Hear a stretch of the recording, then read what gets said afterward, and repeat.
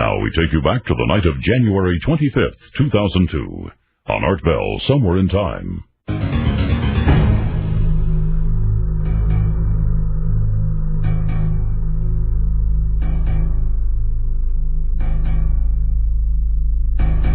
Let us begin where we left off last night.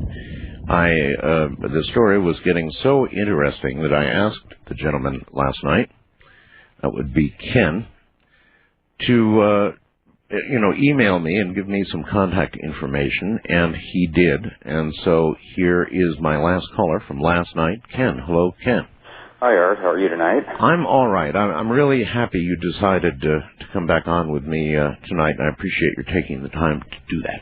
No problem.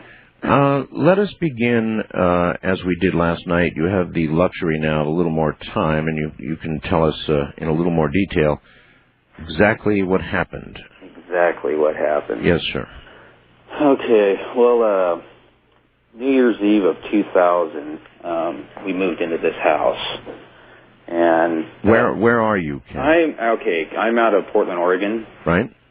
And the house that we moved into was built in 1910. So it's a fairly old home. Right. And from day one, Sherry, my girlfriend, something about the place wasn't right to her. She just felt that there was something that was off there. Was this a fixer-upper, that kind of deal? It was a rental. And It was through a friend that they weren't going to rent it, but I needed a place, and they said, sure, it had been sitting vacant for like 6 months, I guess. 6 to 8 months. Later, we came to find out that the gal that lived there before just up and left. The way you ultimately had to? Exactly. And since then, we found out some other stuff, too. But let's not jump ahead. Go to the beginning. You moved into the house, lucky to get in. Sherry didn't much like it.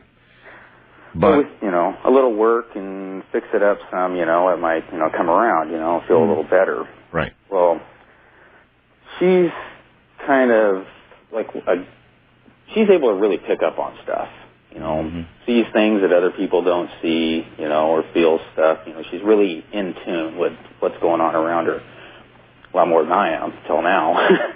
But, in other words, you would have described yourself as what? Kind of skeptical of this very sort of skeptical. Thing? Okay. All right, good. And, so, it started off with, she said that she'd seen, angels around the house. Angels? Yeah. Which I thought, was kind of odd. And she says, well, it's a good thing, and okay, so I never seen them, but she said there was always this one out by this tree, and then he'd be in this other room. She had this thing about being in the kitchen all the time, that she felt safe there, didn't like being in any other rooms in the house, especially the front room area. Yeah, rooms can have a feel to them. Mm-hmm. Sure.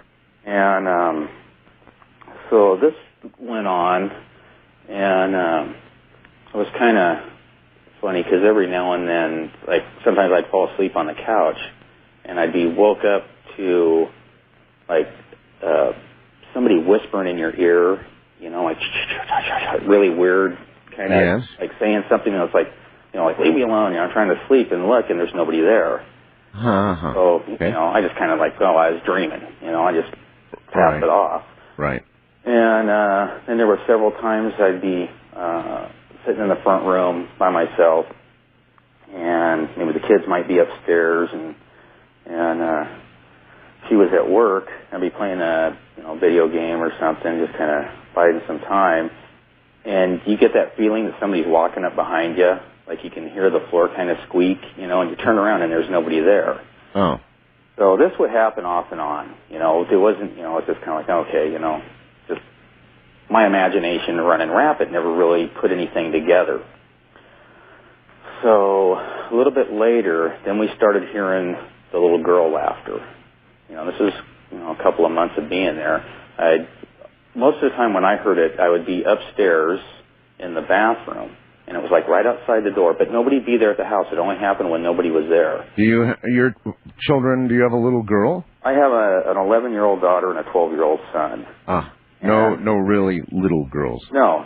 This is, younger than what they would be, and it's just like little laughter, like he was playing with a friend. Or just outside your door? Right outside the bathroom door, yeah. Audible, loud, just like you would hear it if there was a little girl. Exactly. Right? Okay. My kids were right there in the house. Alrighty. I'd be the only one in there. Right. And then, like, Sherry would see shadows move all the time in the house. Like, oh, there it goes. It was in the front room, but I wouldn't see it. Well, then I started, after a while, catching out of the corner of my eye, seeing something move.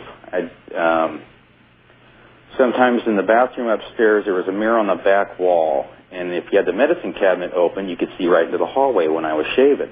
Right. Now, this one particular day, I'm in there shaving, and I see this go from my room into my son's room. See what go?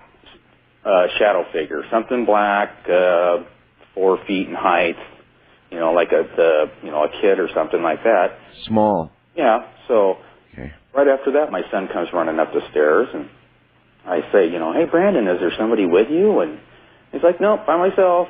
I'm like, okay, just must be seeing things again, So this kind of keeps going on, and then it was kind of odd because that first summer there in the house is real drafty. I mean, it's, really old. It's not insulated.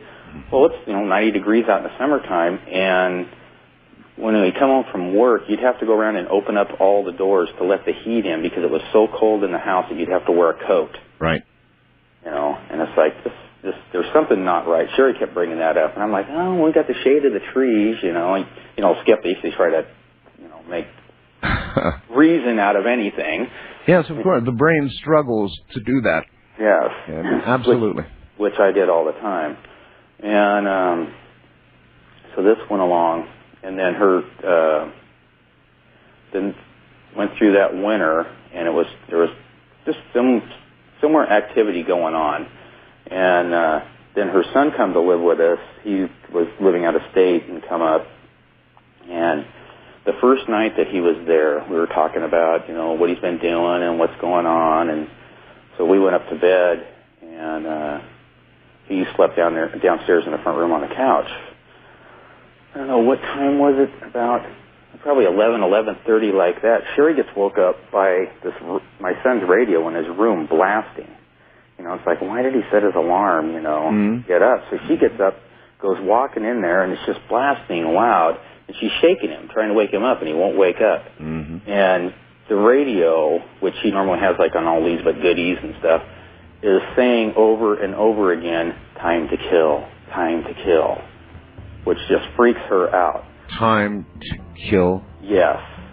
So she rips the cord out of the wall, turning the radio off, walks out of the room, and there's Greg is sitting at the top of the stairs, just white as a ghost, looking at her.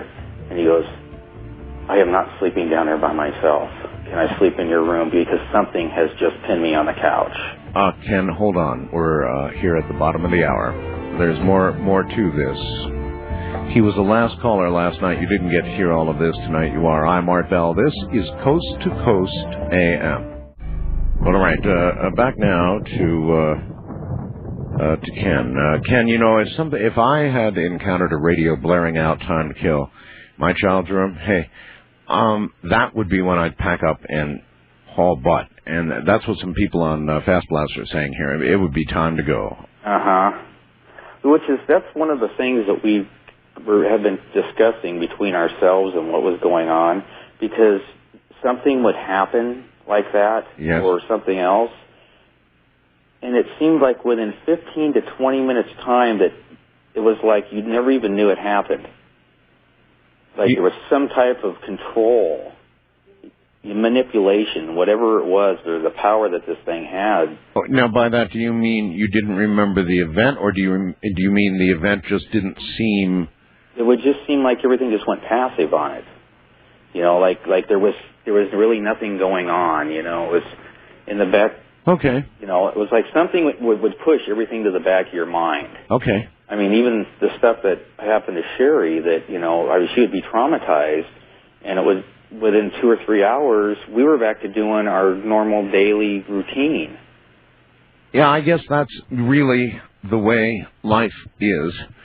I've had a lot of traumatic events in my life, and they do pass, and, you know, life does go on, as the old saying goes, and so, yeah, I understand. Okay. And, you know, time and time again we talked about getting out of there, you know, but it wouldn't, you know, we'd make up excuses about stuff or something, or, you know, it didn't seem so bad. Yeah, you know, or Sherry would try to leave, like, that's it, I've got to get out of here, and I would talk to her, and she would end up staying. Right. You know?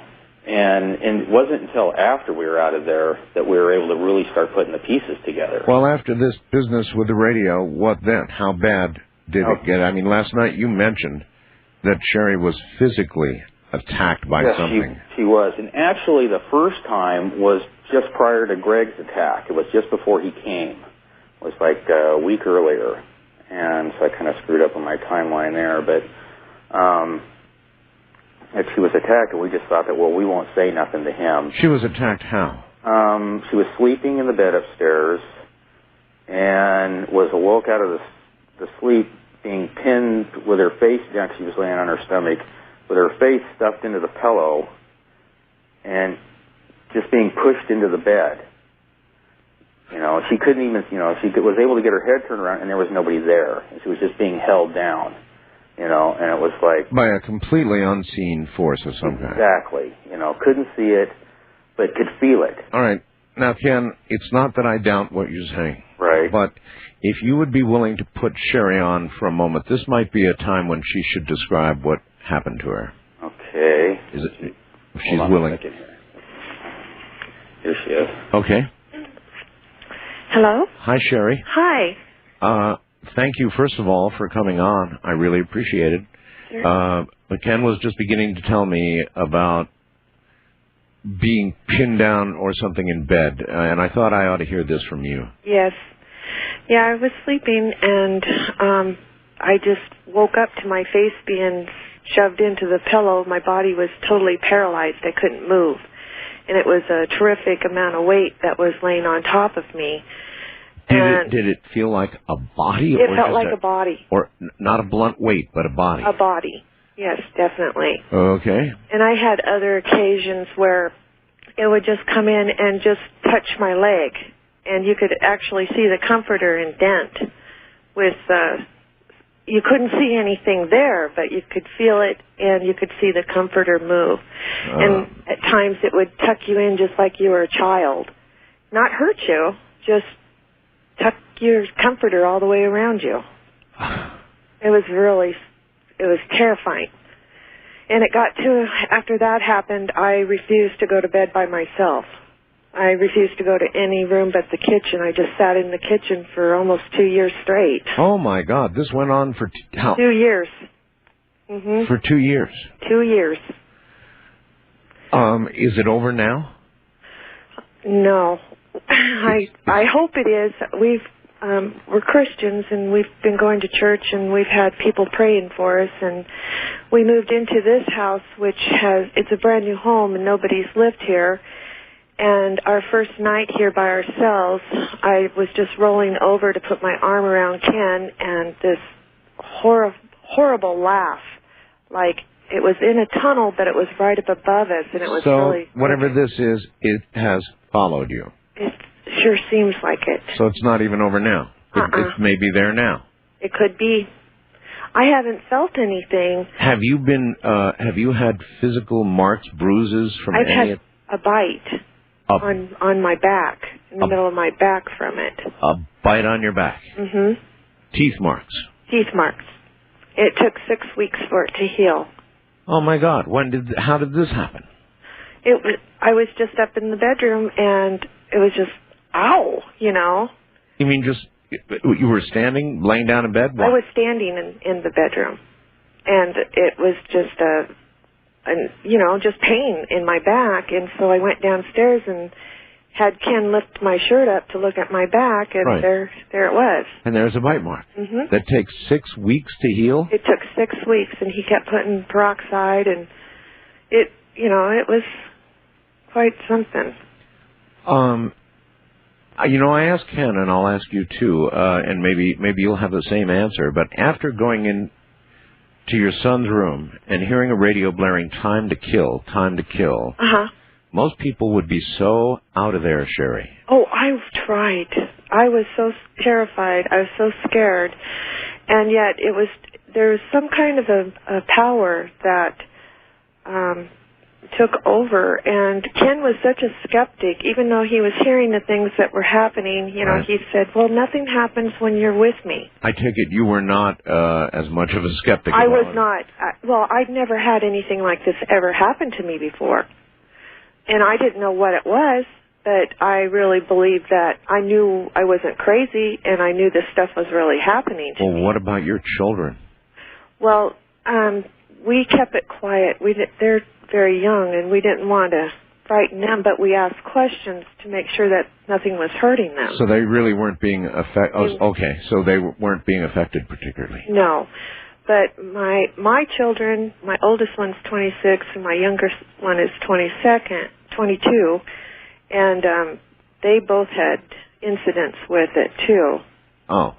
And the 22-year-old is the one that came into our room and slept on the floor that night that he was pinned. But he had absolutely no clue, because I never mentioned this to him at all until that night when he was attacked, and we told him what had been happening.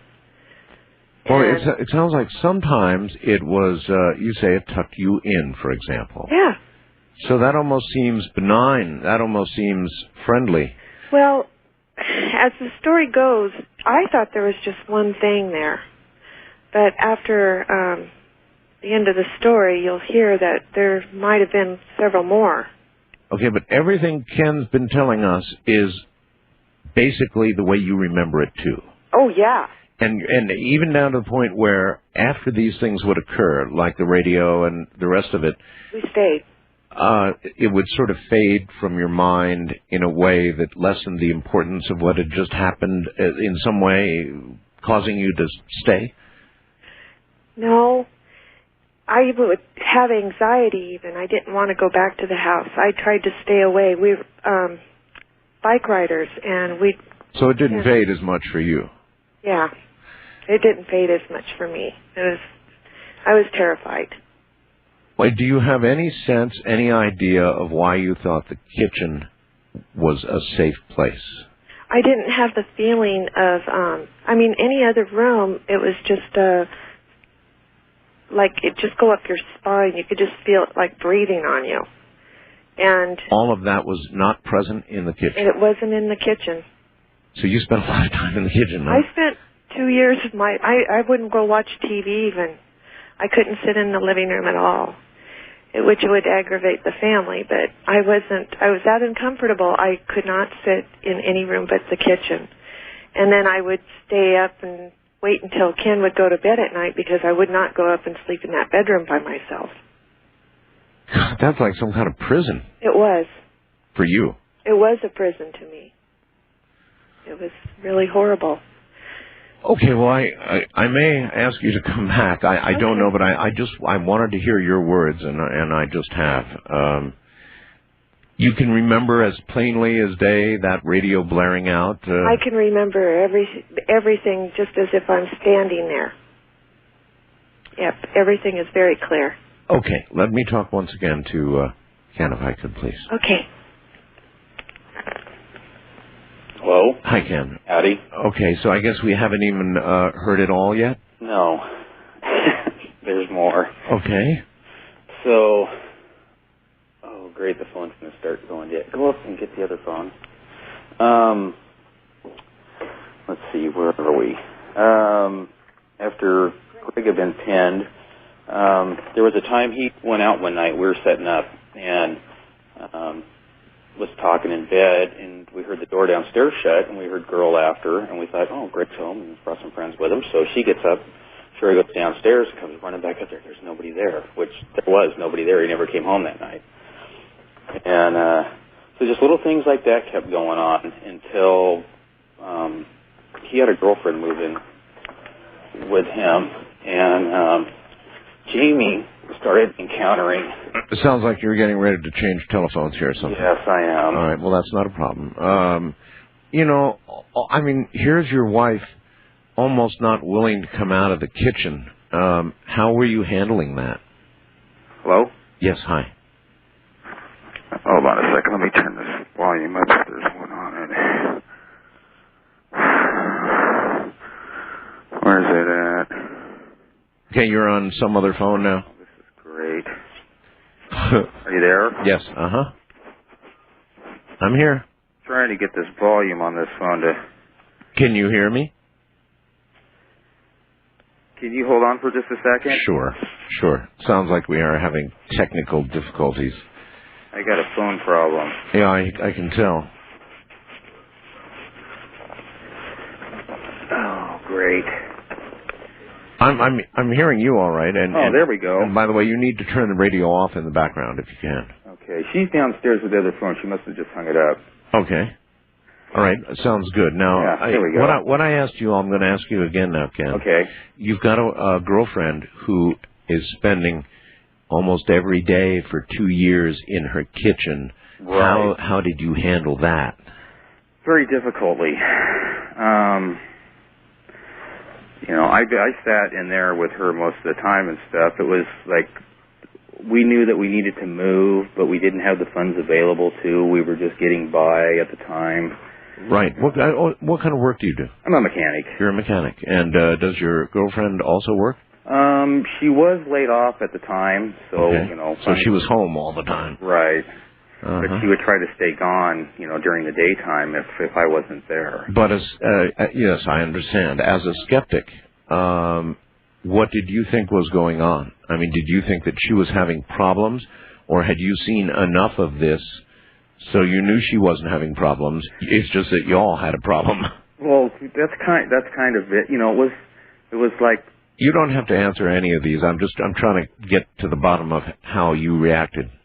Right. Well, I started getting really frustrated about it, is how I ended up reacting, it's kind of weird because since we've gotten out of there and we've been sitting there talking about it, it's like, I knew what was going on, but something wasn't letting me deal with it the way that I should have. Uh-huh. It was like there was whatever it is that's there, it has an agenda, it's got a plan of something that it wants to happen. Did you ever get an idea of what you think that was? I don't know. We've talked to a few people. There's one guy in particular that I've really done a lot of talking with, that he's done a lot of ghost research and on properties. Anyway, he does a lot of research on the history, a place where it's haunted. Right. And he'll get the history all the way back to the original landowners. Right. And try to find out what's happened on that property. So what do you know about that house? That's the thing. We've been having a little problem trying to find. Yeah, I need to get a hold of Historical Society to get the original back stuff of what's going on. All right. But I did find out that there was a family that lived in the house 20 years earlier that in the middle of the night left and never came back. Left everything behind. Food, clothes, toys, everything. Furniture. They just left? They just left. Strong hint there, Ken. Mm-hmm. So we didn't find that out until after we were out. Gotcha. Okay. And it's like, whoa, we start, because I'm really trying to research this stuff and talking to people and come to find out that there's several houses in the area there that have hauntings all the time. As a skeptic, when your wife pulled up her blouse or whatever and you saw a bite mark on her back, how'd you react to that? It was like, how in the hell did that get there, I mean, I knew she didn't have it earlier, so it's kind of like... In other words, at what point did your skepticism fall away to, I suppose, terror? That would be the morning that I seen it. It? This yes. Dark, small, whatever. Yes. It's a week's time, but as this built up into this chaotic frenzy of us bailing in a very rapid fashion. When you left the house, right? Right. Okay, so it got suddenly much worse. It did. Greg and Jamie had moved out, and that was the point where it started getting worse. They moved over to Eastern Oregon, and they're over there now. Okay. And after he had left, the activity started picking up. So this one friend of ours, she come over and had like some ideas on how to get rid of, the ghost in the house or whatever it was. Right. And was trying that, and it's like Sherry's going, she's pissing it off. She's really making this thing agitated. And what was she doing? Religious sorts of things? We had done it. We had anointed the house. We'd, prayed in every room. We'd commanded it by the name of Jesus Christ and God to vacate the premises, and rebuked it. And whatever it was wasn't going to leave. And we found out later that some things take a whole congregation of people to get rid of. Huh.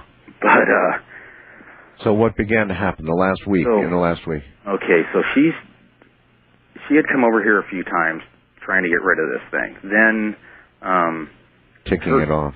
Anyway, Sherry and Wendy were outside at the tree out there, and Sherry's going, I really feel something out here by this tree.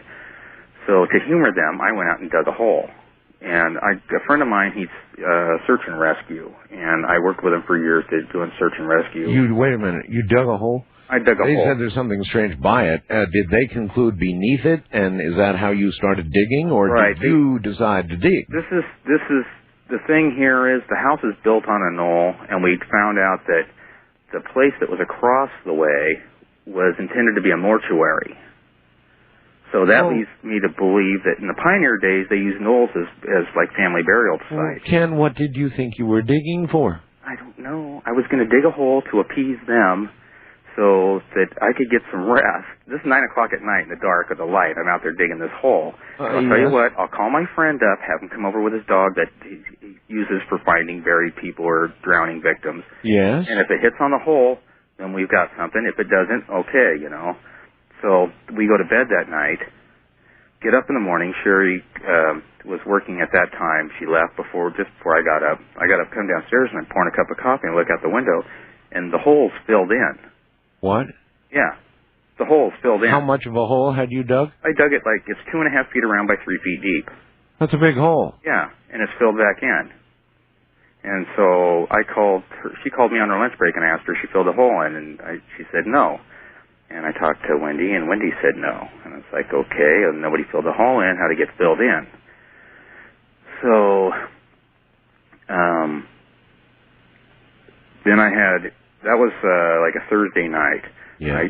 Harry was going to come over on Friday, couldn't make it until the following day on Saturday, so he came over with his dog, which the dog did an alert out by the tree, but it was a real mild one, but it wasn't in the same spot. It was about 3 feet away.